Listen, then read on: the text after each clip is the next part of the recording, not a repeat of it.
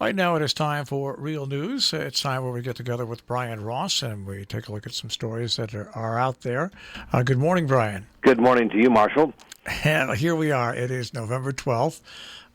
The election, I think, went off for fairly smoothly, seeing as that we had so many mail-in ballots, so many drop-off ballots, and so many people showing up at the polls that I didn't expect to get a winner on election night. And basically, we have a projected winner. It was 3 days afterwards, but the president has not yet conceded, and the president has ordered nobody in his administration to cooperate with Joe Biden and Joe Biden's potential administration. And it opens up a very serious question to me, and that is, A, you don't have to have the president concede. There are still 3 states that are counting. Even if there were the worst abuses in each one of those states, there's no way that the lead can be overcome. And second, you don't have to concede to have your transition team work together with the opposing party who appear to have won the election.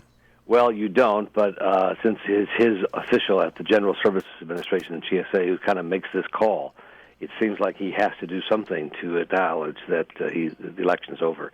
And so far, this stalling tactic is so very typical of the man who was our 45th president and, the one-term president. And he is going to be a loser, whether he likes it or not, and that's how he'll go down in history. And he got a lot of votes. In fact, I think 71 million votes.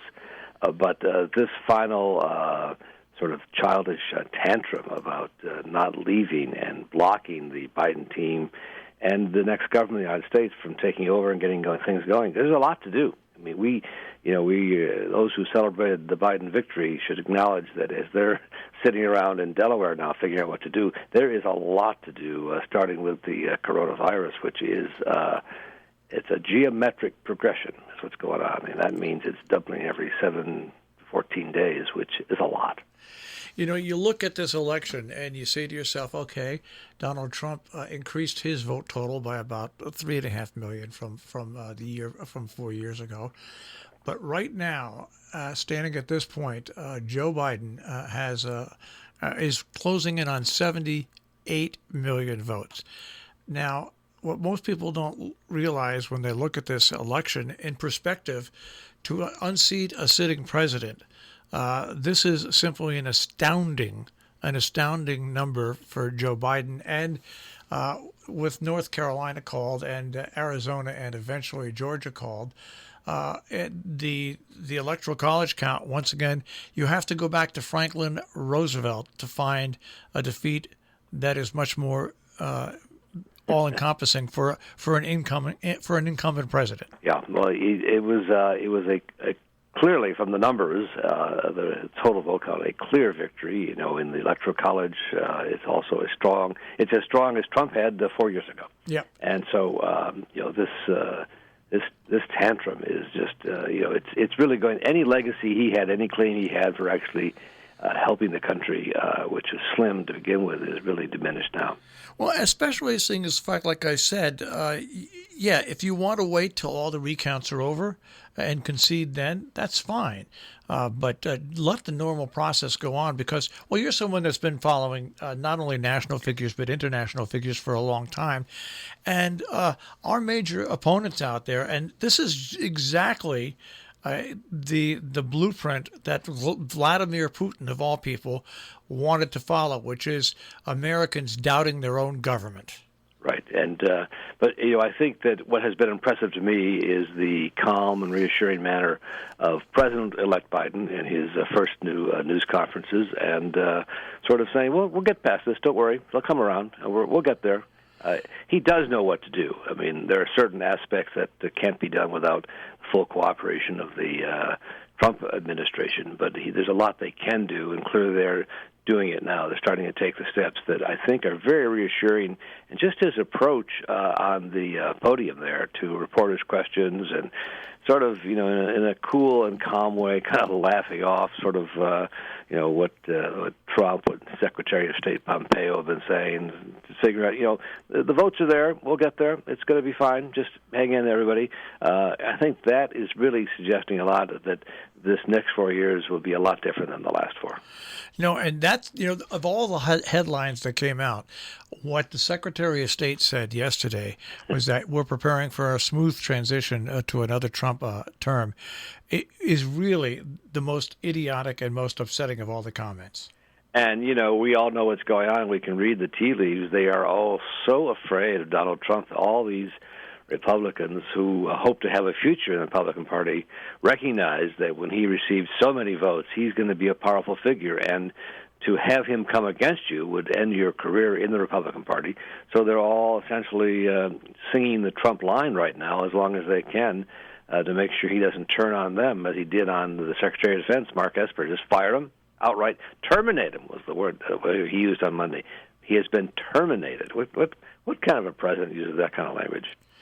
Well, you look at the whole situation here, and so many people are worried that replacing the Pentagon and putting all political appointees instead of seasoned professionals in the position is going to affect the military somehow. I can tell you right now that there's not any general on the Joint Chiefs of Staff that is going to go to war with the American people. It's just not going. That is not going to happen. Exactly, and they're all. It's understandable you want to have political appointees, but to do this with 10.5 weeks left before the next administration takes over doesn't make any sense, other than to settle some perceived grievance, settle some score he had with Mark Esper for not backing up earlier. And, he's got the head of the FBI and the head of the CIA also on his hit list. We'll see if he does that.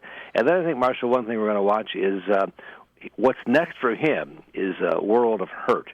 With criminal investigations at the U.S. Attorney's Office in New York City, at the District Attorney's Office in New York City, and the New York Attorney General's Office. Any one of those could really hurt him badly, and he's enjoyed a kind of immunity as president. He can't be indicted or prosecuted. Once that ends, when he becomes Citizen Trump on January 20th, a lot of things kick in, and he'll have to consider, I'm sure he is, who he wants to pardon now. And then the issue is, can he pardon himself? Well, this is the whole thing. I would expect if he was really worried about that.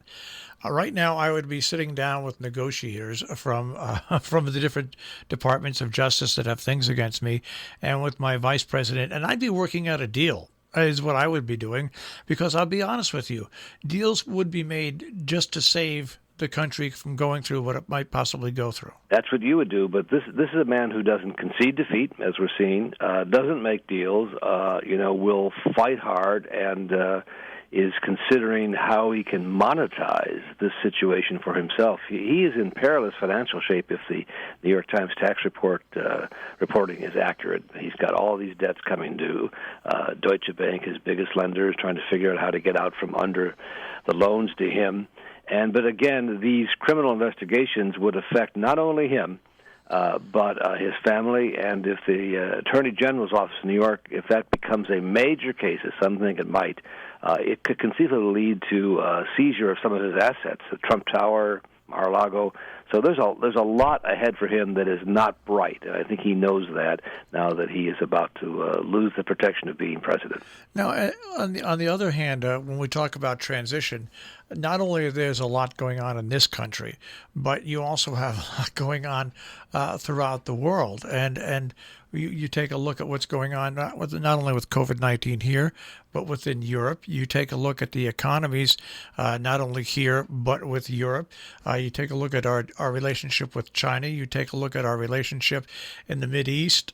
There are so many different things going on right now that it's so important for it to appear that the United States government at least has its act together.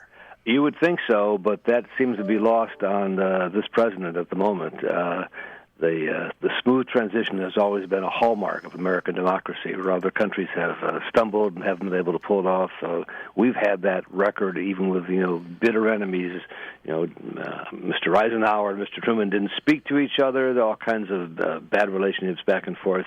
But they still got along. They still made the transition. So why cripple the incoming Biden administration? Doesn't make any sense. No, it really doesn't when you take a look at the grand scheme of things, and it even affects locally. There was a race in Connecticut. I don't know if you saw this, that a mistake was made, and the Democrat who won the election, when they went back and they relooked and recounted, they found a mistake had been made, and the Republican won. So on social media, that was put up as a case in point as to why the president shouldn't concede, and that I just blew my stack, because that's exactly that's a disinformation campaign, and what the president of the United States is doing right now is basically a disinformation campaign to discredit any real information and confuse it with fake information. Right. Well, a mistake and an honest mistake is different than fraud, and there are mistakes always made in every election. But the people who work, these election days, they become weeks, are dedicated people. They put themselves at risk. They're out there with all kinds of things going on, wearing masks, trying to count as best they can, working under great pressure. He should honor them as opposed to making these spurious allegations that there's all kinds of fraud. The performance of Rudolph Giuliani at the Four Seasons Total Landscaping announcement was beyond comedy, although it was, from some point of view, hilarious that he would stand up there, and his big news conference to announce nonsense allegations occurred just as the major networks were calling the race for Joe Biden. So the only coverage came out of it that the president thought they were at the Four Seasons. They were at some down in the heels landscaping company next to a crematorium and a porn shop in Philadelphia. My father used to have an old joke where families would consider crematoriums with ice cream shops, and that came to my mind when the only coverage that he got out of that press conference was bad coverage. So it's good. Well, I'll take a look and see what happens in the next week. It's obvious we're in a time where there's going to be a lot to talk about. Politics-wise, but not really ongoing politics. And the funny thing is, Mark, just to wrap up here, we're still talking about Trump, which he probably likes. We should be talking more about Biden, but the time will come. That's exactly right. Brian, always great to speak to you. Okay, it's great talking to you, Marshall. Take care. Brian Ross with Real News here on Robin Hood Radio at robinhoodradio.com.